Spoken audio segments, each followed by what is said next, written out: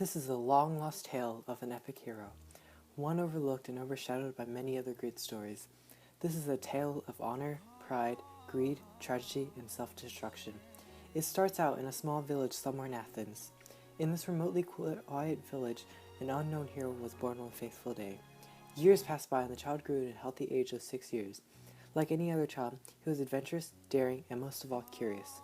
But unlike any other child, he was more intelligent, learned how to fight by watching others, and much more. This came to be a disadvantage for him. The day the Romans came to his house, late at night, the village was pillaged. Innocent people were brought to their death, and children were stolen from their mothers. Children like our very hero, and from there, our tale of tragedy begins. That one. Take that kid over there. The one we can break in and put in the front lines as soon as possible. Take that one too. Tie them all up and load them into the wagon. It's going to be a long night for all of them. And it's going to be an even longer few years of training. Have fun, kiddos. See you at dawn. Many years of intense training filled with blood, sweat, and tears formed him into one of the most well-known gladiators in history. He had everything every other man in the land wanted. The title of being the best warrior, riches, numerous women flaunting themselves at him, palaces, and so much more. Many men would challenge him to a battle in the area where our hero would bring them to their knees before executing them in front of the vast audience. Every dominant victory continuously built up great pride in his mind. After years of defeating every challenger, Mimsimillion retired to a nice palace with all of his great riches and 20 wives. What a joy is it to have all these glorious riches and all these beautiful wives to spend every last minute of my life enjoying these wonderful rewards. Does it ever concern you that flaunting your wealth may attract the wrong kind of attention? Many citizens don't appreciate that. The nobility of our city will soon grow tired of you. At this rate, they perhaps will attempt to bring you to death.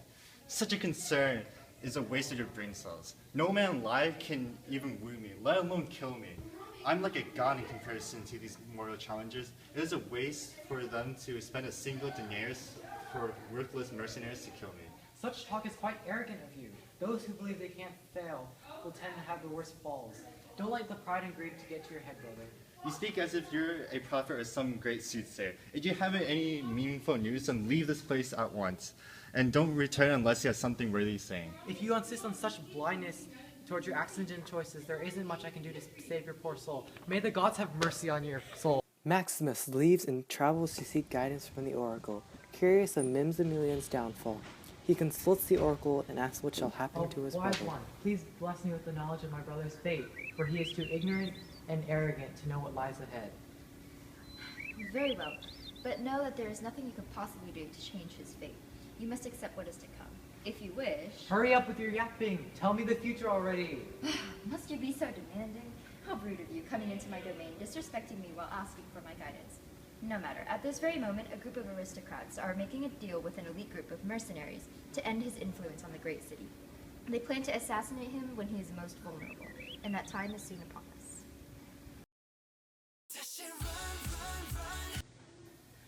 Brother, I have horrible news. The oracle has prophesied as we speak that mercenaries are planning your death.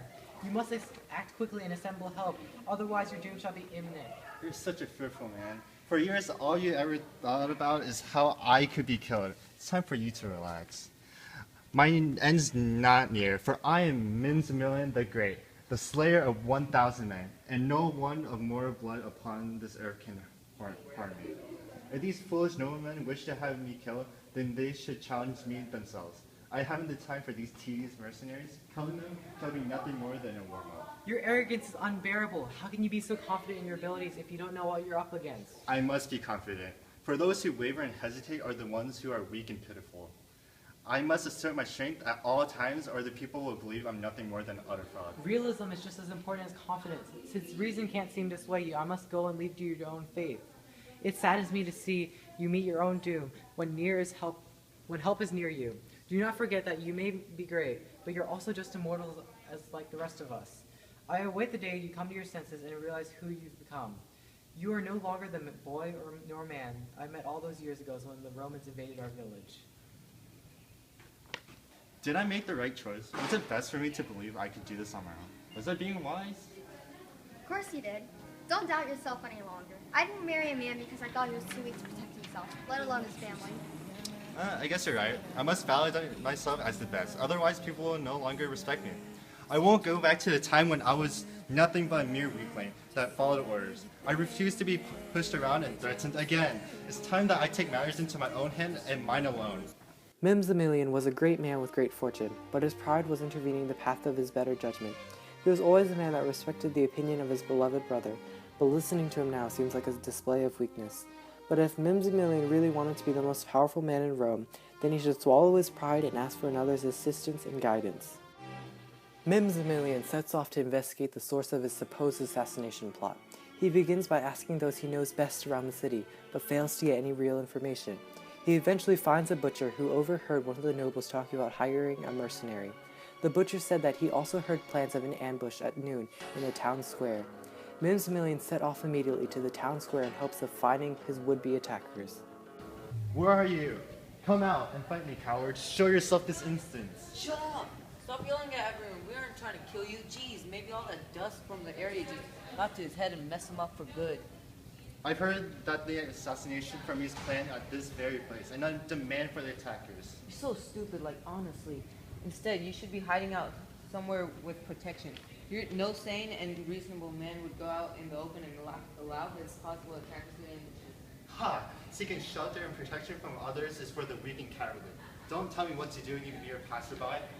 After hours of scanning the public, Mimsimillion is left untouched. He trudges home to consider the day's events. Upon returning home, he's horrified by the sight he sees.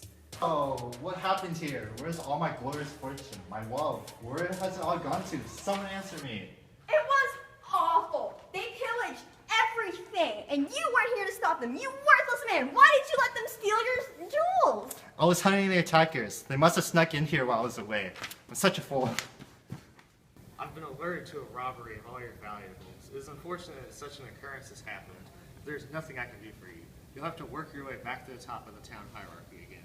How can this be? I can't work my way to the top again. It took me years to earn my place in this society.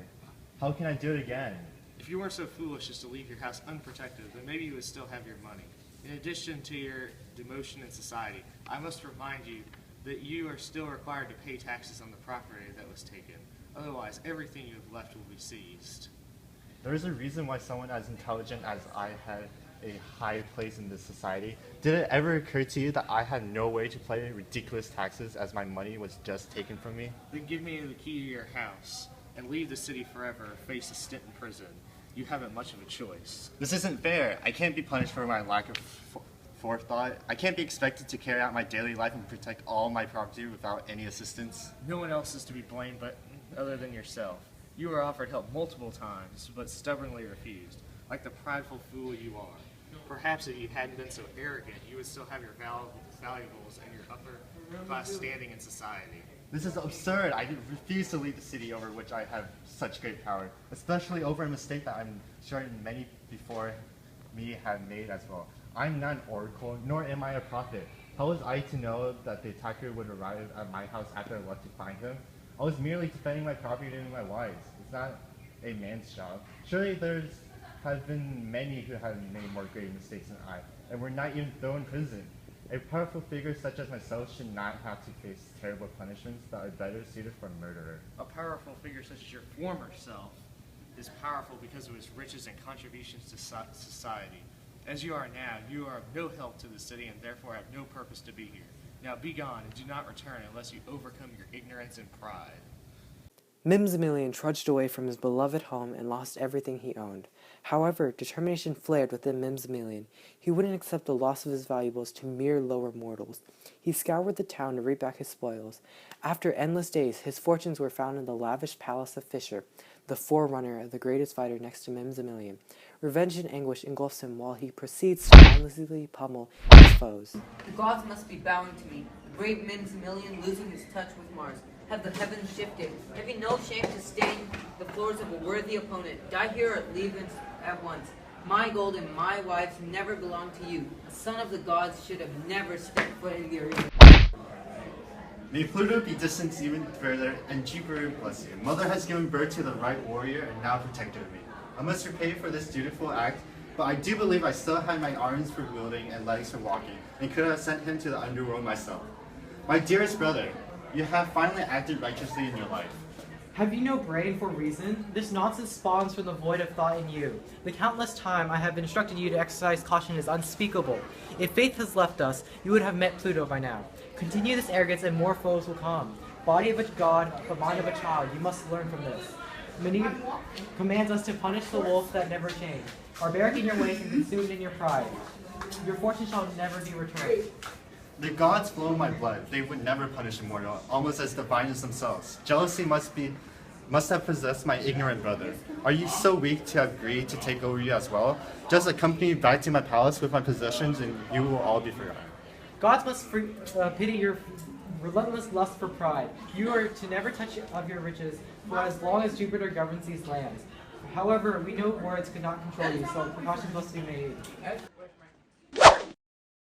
Repent on your miserable life as you rot here. You will descend to the underworld here in due time without another soul near you.